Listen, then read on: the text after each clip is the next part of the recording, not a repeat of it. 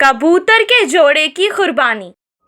एक शिकारी हमेशा जंगल आता था और पक्षियों का शिकार करता था। उन्हीं पक्षियों को बेचकर वो अपना गुजारा करता था।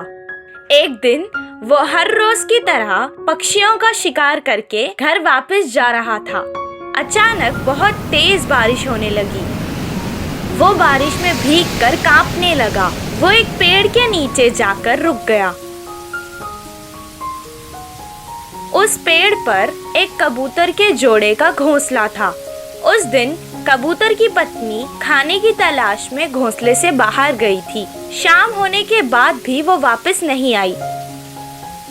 उसकी पत्नी के वापस ना आने पर वो परेशान हो गया। वो उससे बहुत प्रेम करता था और सोचने लगा कि उसके पत्नी के बिना उसका जीवन बेकार है। उसकी पत्नी उसी पेड़ के नीचे शिकारी का शिकार बनके पिंजरे में कैद थी। उसने अपने पति को परेशान देखा और कहा, तुम्हें मेरे लिए परेशान देखकर मुझे बहुत संतुष्टि महसूस हो रही है। मैं यहाँ पर हूँ, लेकिन क्या कर सकते हैं? शायद हमारी किस्मत में यही था, इसीलिए मैं तुमसे दूर हूँ और इस शिकारी के पिंजरे में कैद हूँ।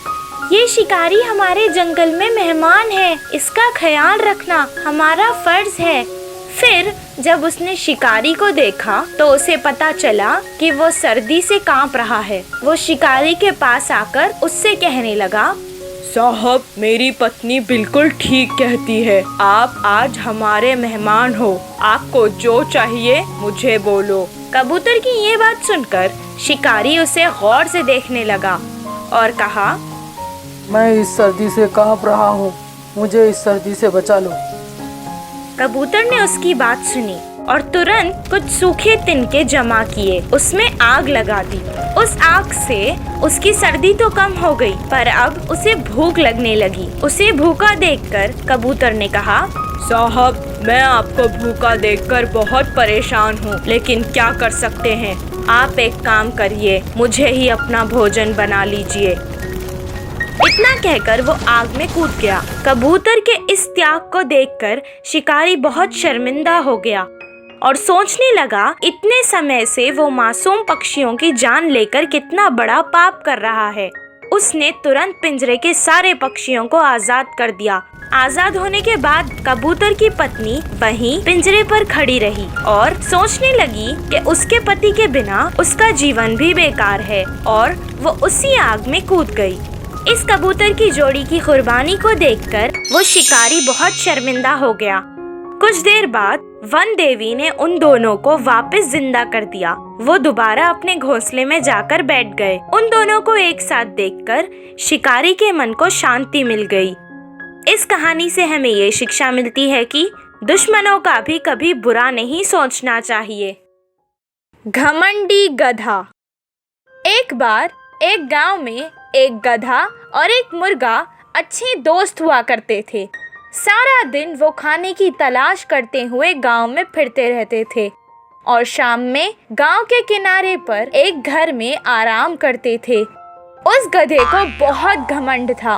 वो अपने आप को ही सबसे अच्छा मानता था और उस पर घमंड करता रहता था। लेकिन मुर्गा बिल्कुल वैसा नहीं था। वो बहुत शांत और होशियार था, सबसे मिलजुल कर रहता था और अपने दोस्त गधे को भी यही समझाता रहता था, पर गधा उसकी बात नहीं मानता था। एक दिन जंगल से एक शेर खाने की तलाश में गांव के अंदर आ गया।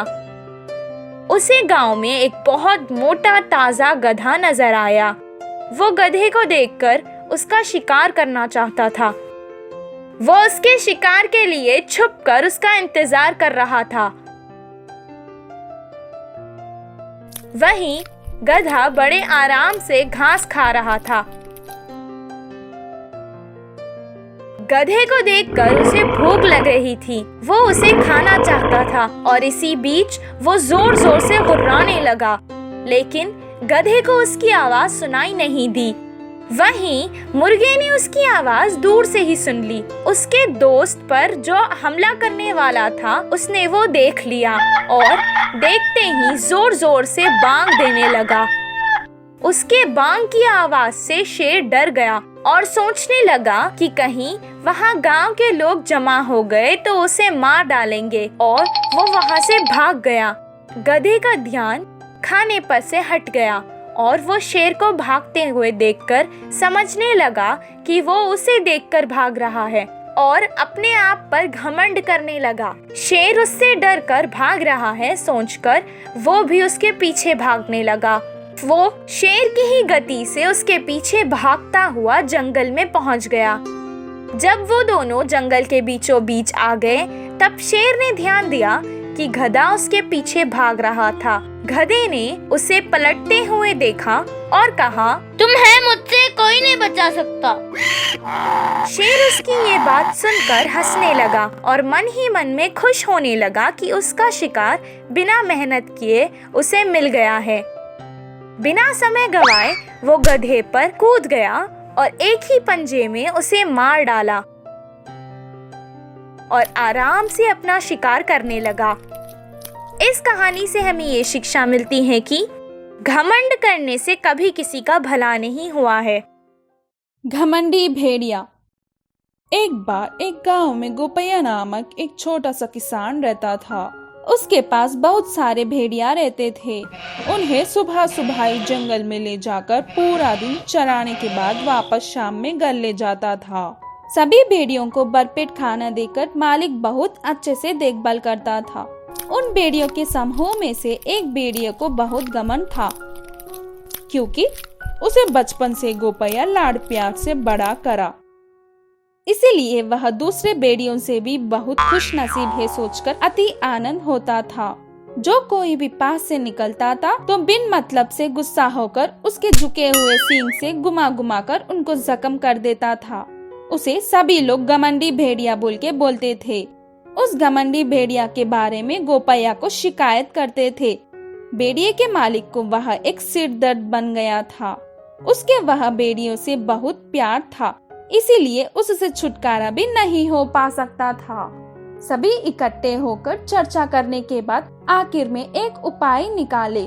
उस भेड़िए के गले में एक घंटी बांधूंगा, वह आने पर घंटी की आवाज सुनाई पड़ेगा, फिर सभी लोग उससे बचने के लिए वह से भाग सकते हो। उसके लिए सभी लोगों ने हाँ बोला।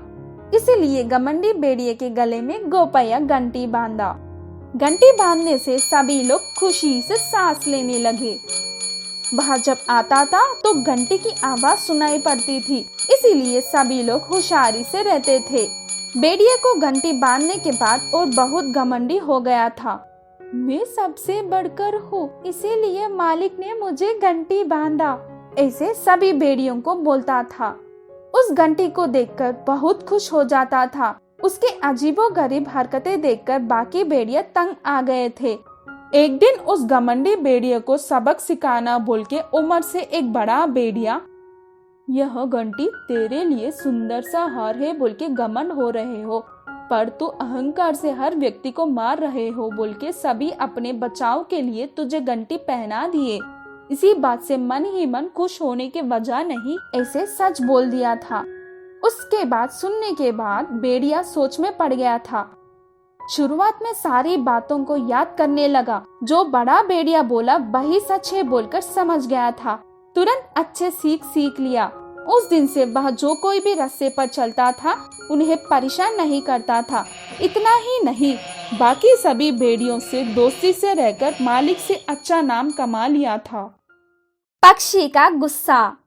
एक बार जंगल में एक साधु भगवान को प्राप्त करने के लिए तपस्या शुरू करे।